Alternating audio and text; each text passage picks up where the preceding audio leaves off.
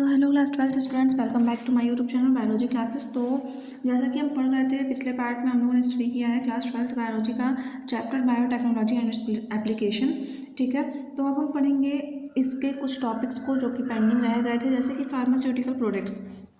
तो pharmaceutical products क्या होते हैं? तो बहुत सारे फार्मास्यूटिकल प्रोडक्ट्स ऐसे होते हैं जो कि प्रोड्यूस किए जाते हैं डीएनए टेक्नोलॉजी को यूज़ करके। ठीक है, और ये प्रोडक्ट्स जो होते हैं खास तौर पर प्रोटीन होते हैं। ठीक है, अब देखिए कुछ फार्मास्यूटिकल प्रोडक्ट्स की बात करें तो होस्ट सेल जो होता है वो engineer to secrete a protein. Host cell को इस प्रकार से इंजीनियर कर दिया जाता है कि वो सिक्रीट करे, क्या? प्रोटीन सिक्रीट करे।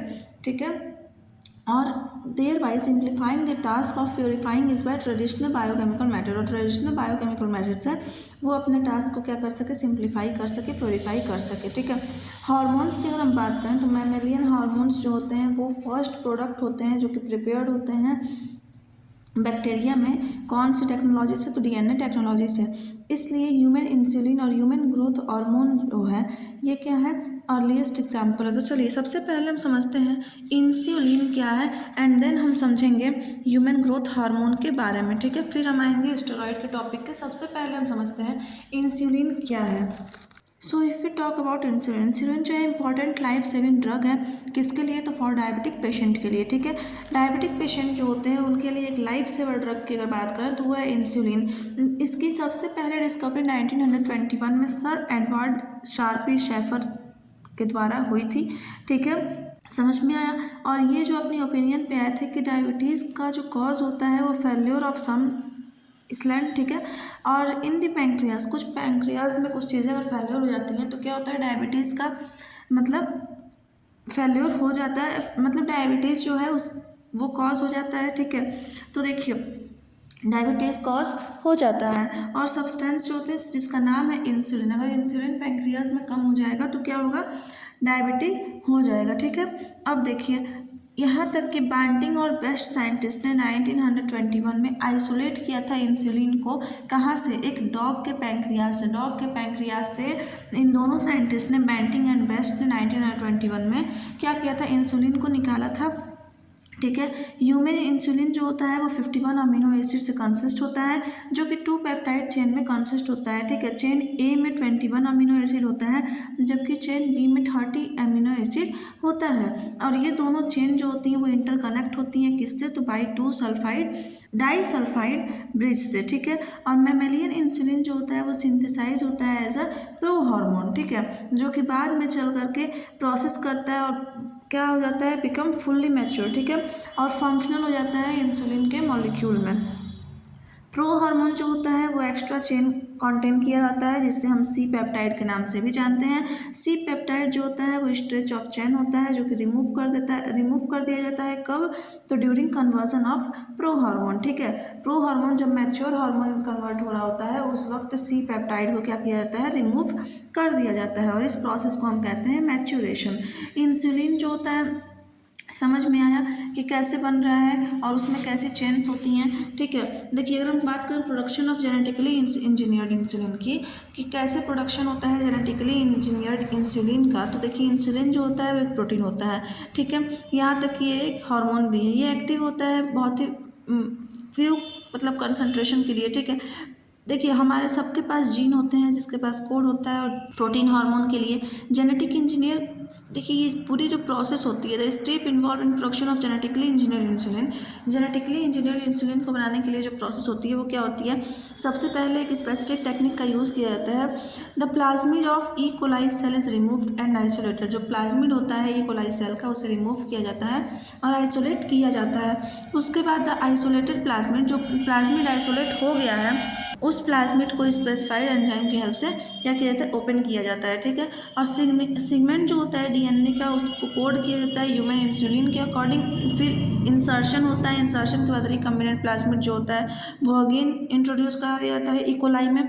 ठीक है, और फिर इकोलाई जो होता है वो कैपेबल हो जाता है किस लिए? तो सिंथेसाइज करने के लिए ह्यूमन इंसुलिन को। एंड देन इंसुलिन जो होता है एक्सट्रैक्ट करा दिया जाता है बैक्टीरियल कल्चर से और उसे प्योरीफाई कर दिया जाता है, और फिर इंसुलिन क्या हो जाता है? बन करके तैयार हो जाता है। ठीक है, चलिए अब हमें समझना है ह्यूमन ग्रोथ हार्मोन क्या है। So let's start understanding about human growth hormone. So if we talk about human growth hormone, so human growth hormone is also known as HGH. Okay, proof किया गया है highly useful numerous children born with hypopituitarism, ठीक है। A form of ये कैसा form है, तो ये ड्वार्फिज्म। देखिए अगर ह्यूमन ग्रोथ हार्मोन प्रेजेंट नहीं रहता है किसी चाइल्ड में तो वो ड्वार्फिज्म का शिकार हो जाएगा, इन द सेंस उसकी हाइट ज़्यादा ग्रोथ नहीं करेगी, ठीक है। जो ह्यूमन ग्रोथ हार्मोन होता है वो यहाँ तक कि यूज़ होता है किस चीज़ के लिए, तो इंजरी को हील करने के लिए, ठीक है। अगर कोई इंजरी है तो उसे हील करने के लिए भी ह्यूमन ग्रोथ हार्मोन का यूज़ होता है, ठीक है। काउस को इंजेक्ट किया जाता है ताकि उनमें क्या हो सके, मिल्क का ग्रोथ हो सके, ये सब चीज़ों के लिए, बीफ का ग्रोथ हो सके कैटल्स में, ये सब चीज़ों के लिए भी ह्यूमन ग्रोथ हार्मोन का यूज़ किया जाता है। फॉर फर्दर सेक देखिए अगर हम बात करें ह्यूमन्स की, तो ह्यूमन्स में ग्रोथ हार्मोन जो होता है वो रिस्पॉन्सिबल टू ही वजह से होता है। टू रीज़न होते हैं इसकी। फर्स्ट होता है कि उसकी ग्रोथ पर डिपेंड करता है, ठीक है। अगर ह्यूमन ग्रोथ हार्मोन प्रेजेंट है तो ग्रोथ अच्छी होगी, हाइट अच्छी होगी, अदरवाइज हाइट क्या हो जाएगी, शॉर्ट रह जाएगी। और यहाँ तक कि ह्यूमन ग्रोथ हार्मोन को ये भी पाया गया है कि हील करता है, कि इसको इंजरी को, कहीं पे कुछ इंजरी हो जाती है, कोई चोट लग जाती है तो उसको ठीक करने में भी हेल्प कौन करता है, ह्यूमन ग्रोथ हार्मोन हेल्प करता है, ठीक है। सो अब हमें पढ़ना है स्टेरॉइड्स के बारे में, डेट स्टेरॉइड्स क्या होते हैं, ठीक है। So let's start understanding about steroids. अगर हम बात करें स्टेरॉइड्स क्या होते हैं, तो ये कॉम्प्लेक्स क्रिस्टलाइन लिक्विड होते हैं जिनकी हाई मॉलिक्यूलर वेट होता है, ठीक है। और ये डिस्ट्रीब्यूट होते हैं किस में, प्लांट्स में भी और एनिमल्स में भी, ठीक है। और इनके पास कुछ कोर स्ट्रक्चर होते हैं जो कंसिस्ट होते हैं 1,5 कार्बन रिंग से और 3,6 कार्बन रिंग्स से, ठीक है। अब सुनिए, मुर्रे और पैटरसन साइंटिस्ट ने 1950 में ऑब्जर्व किया था फंगस राइजोपस स्टोनफेयर में कि उन्होंने क्या ऑब्जर्व किया, डेट हाइड्रोक्सिलेशन ऑफ स्टेरॉइड, ठीक है। देखिए अगर हम बात करें कि कुछ इंपॉर्टेंट यूज़ क्या होते हैं स्टेरॉइड के, तो स्टेरॉइड जो होते हैं, स्टेरॉइड हार्मोन, इन्हें हम रेगुलेटर के नाम से भी जानते हैं, ठीक है। मेटाबॉलिज्म को रेगुलेट करने का काम भी करते हैं, आइदर एनिमल बॉडी और ह्यूमन बॉडी, ओके।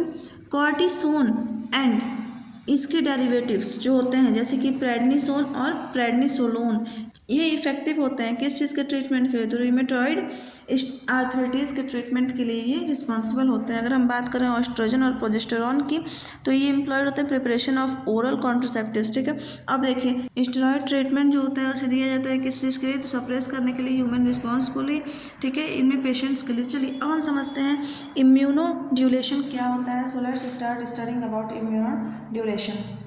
देखिए इम्यूनोड्यूलेशन को अगर हम बात करें तो इसे प्रिपेयर किया गया है in the form of pharmaceutical product. इससे कुछ डिजीज जो हैं वो क्योर करी जा रही हैं, ठीक है। देखिए एंटीसेंस न्यूक्लिक एसिड की अगर हम बात करें तो जो single stranded molecular of DNA होता है या फिर आरएनए होता है, इसे प्रिपेयर किया जाता है बेस पेयर में, ठीक है। Pair that base pair with mRNA, ठीक है, मॉलिक्यूल ब्लॉक कर देता है किसका, ट्रांसलेशन को, प्रोसेस को, ठीक है। इनएक्टिवेट कर देता है किसकी, स्पेसिफिक एमआरएनए जो इन्वॉल्व रहता है वायरल रेप्लिकेशन की प्रोसेस में, ठीक है। अगर हम बात करें जेनेटिकली इंजीनियर्ड प्रोटीन, जिसे हम रिकम्बिनेंट प्रोटीन के नाम से भी जानते हैं, ठीक है, तो ये प्रोटीन जो होता है प्रोड्यूस होता है ट्रांसजीन के द्वारा, ठीक है।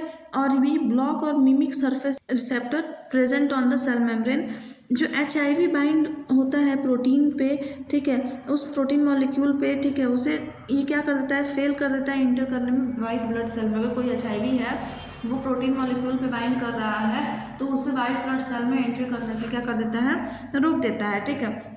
चलिए अब हमें स्टडी करना है वैक्सीन्स के बारे में, डेट वैक्सीन्स क्या होती हैं। So let's start understanding about vaccines. Okay, so let's start understanding about vaccines. देखिए वैक्सीन्स जो होती हैं वो क्या होती हैं, तो वैक्सीन्स जो होती हैं उन्हें हम लाइफ बट वीक, मतलब जैसे कि ये जिंदा तो रहती हैं पर कमज़ोर, या फिर हम ये कह सकते हैं डेड एजेंट्स जो होते हैं। देखिए कोई भी अगर डिजीज़ है, जैसे कि अगर हम कोविड की बात करें तो कोविड की वैक्सीन में क्या हो रहा था, कोविड वायरस को ही, कोरोना वायरस को ही क्या किया जा रहा था, डेड करा के और उसे in the form of vaccine हमारी बॉडी में एंटर किया जा रहा था। तो होता क्या है ना कि जब माइक्रोब्स को डेड करा के हमारी बॉडी में एंटर कराया जाता है, कोई भी बैक्टीरियल माइक्रोब, ठीक है, एजेंट्स जो होते हैं उनको जब हमारी बॉडी में एंटर कराया जाता है तो हमारी बॉडी में जाकर के लाइव होते हैं, और लाइव होने के बाद उनको क्या कर देते हैं, डेथ कर देते हैं, ठीक है, मतलब कि मार डालते हैं किसे, जो ऑलरेडी हमारी बॉडी में हार्मफुल एजेंट थे, ठीक है। तो वैक्सीन टर्म को लैटिन वर्ड जिसे वैक्का के नाम से, यानी कि काऊ, इसके नाम से क्या किया गया था, डिस्कवर किया गया था, जाना जाता था, जिसे इंट्रोड्यूस कराया था एडवर्ड जेनर साइंटिस्ट ने 1790 में। ठीक है। और एडवर्ड जेनर ने किसके ऊपर वर्क किया था, तो स्मॉल पॉक्स के। इसके बाद क्या हुआ कि जेनर ने फाइंड किया कुछ एक्सटेंड, जैसे कि जेनर की जो फाइंडिंग्स थी उसके बाद उसको एक्सटेंड किया गया लुइस पास्चर साइंटिस्ट के द्वारा 1879 में, जो कि इन्होंने इन्फेक्टेड डिजीज जैसे कि एंथ्रेक्स, रेबीज और कॉलरा के लिए भी वैक्सीन की डिस्कवरी की। ठीक है। पॉस्चर इस्टेब्लिश किए साइंटिफिक बेसिस पे वैक्सीनेशन की प्रोसेस को। ठीक है। आज के टाइम में पॉस्चर जो है प्रिंसिपल ऑफ वैक्सीनेशन, इसको चेंज नहीं किया गया। जो भी पॉस्चर ने वैक्सीनेशन के बारे में प्रिंसिपल्स दिए थे उसको चेंज नहीं किया गया है आज के टाइम में भी। ठीक है। अब देखिए आज के टाइम में रिसेंटली क्या हुआ है कि बहुत सारी ऐसी वैक्सीन्स भी बनने लगी हैं। इनको जो आज के टाइम में वैक्सीन बनती हैं उन्हें हम सेकंड जनरेशन वैक्सीन कहते हैं, लेकिन जो हमेशा से वैक्सीन यानी कि पॉस्चर और जेनर के द्वारा जो बनाई गई थी वैक्सीन उन्हें हम फर्स्ट जनरेशन वैक्सीन के नाम से जानते हैं। ठीक है। So now we have to study about interferons. IFNS क्या होता है, इंटरफेरॉन्स क्या होता है, तो चलिए हम समझते हैं इंटरफेरॉन्स क्या है। तो अगर हम बात करें इंटरफेरॉन्स क्या है, तो इंटरफेरॉन्स जो होते हैं वो देखिए, इंटरफेरॉन्स को क्लास एंटीवायरल प्रोटीन में रखा गया है। ठीक है। मतलब जैसे कि ऐसे बताया जाता है कि एंटीवायरल प्रोटीन है। ये जो होते हैं मेजर क्लासेस ऑफ इंटरफेरॉन की अगर हम बात करें तो इंटरफेरॉन अल्फा, बीटा और गामा होते हैं। इंटरफेरॉन अल्फा जो होता है वो काइंड ऑफ इंटरफेरॉन होता है जो कि प्रोड्यूस होता है व्हेन ल्यूकोसाइट और लिम्फोसाइट जो होता है वो एक्सपोज कर दिया जाता है वायरस के। ठीक है। इंटरफेरॉन बी की अगर हम बात करें यानी कि इंटरफेरॉन बीटा की अगर हम बात करें तो ये प्रोड्यूस होता है बाई फाइब्रोब्लास्ट, एपिथेलियल सेल और मैक्रोफाइट्स के द्वारा ये क्या होता है प्रोड्यूस होता है। ओके। और ये रिस्पॉन्स करता है वायरल इन्फेक्शन पे। इंटरफेरॉन गामा की अगर हम बात करें तो ये प्रोड्यूस होता है बाई टी लिम्फोसाइट। ओके। और ये इंड्यूस कराया जाता है एंटीजेनिक स्टिमुलेंट्स में। ठीक है।